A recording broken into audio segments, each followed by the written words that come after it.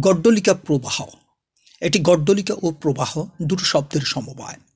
শুরুতে গড্ডলিকা সম্পর্কে বলা যাক। শব্দটি গড্ডলের সাথে সম্পর্কিত। গড্ডল অর্থ ভেড়া অথবা মেষ। এই গড্ডল থেকে গড্ডলিকা। গড্ডলের স্ত্রীলিঙ্গ হচ্ছে গড্ডলিকা, সুতরাং গড্ডলিকা মানে ভেড়ি। বাংলা ঘাড়ল শব্দটাও এই গড্ডল থেকে আগত। সাধারণত আমরা দেখি ভেড়াদের একটি যেদিকে যায় অন্যগুলো বাছবিচার না করে সেদিকে যায়। গড্ডলিকা হচ্ছে সেই আগুয়ান ভেড়ি, বাকিরা তাকে অন্ধভাবে অনুসরণ করে।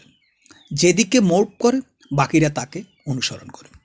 গড্ডলিকার সমার্থক রূপেও অভিধানে গড্ডলিকা পাওয়া যায়। এবার প্রবাহ নিয়ে বলা যাক। ভেড়ির সাথে বা ফ্যাশনে বিচরণরত ভেড়াপালকে নদী বা প্রবাহের মতো দেখায় বলে গড্ডলিকার সাথে প্রবাহ শব্দটি জুড়ে দিয়েছেন ব্যবহারকারীরা।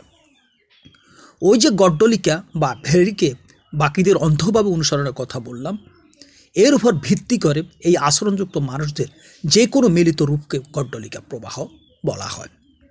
গড্ডলিকা প্রবাহভুক্ত মানুষদের প্রতিটার আচরণ এমন, বিবেচনা না করে অন্ধভাবে সবাই করছে দেখে কোনো কাজে নিজেকে আত্মনিয়োগ করে। অনেক ক্ষেত্রে এ ধরনের মানুষদের আরও হেয় করে গড্ডলিকা প্রবাহের পরিবর্তে ভেড়ার পালও বলা হয়। ইংরেজিতে যে এ ফ্লক অফ শিপ আছে তা এর সমার্থক। সাহিত্য, সংস্কৃতি, ইতিহাস, ঐতিহ্য, দর্শন, শিক্ষা বিষয়ক এ ধরনের আরও ভিডিও পেতে হলে চ্যানেলটি সাবস্ক্রাইব করুন, লাইক, কমেন্ট, শেয়ার করে পাশে থাকুন।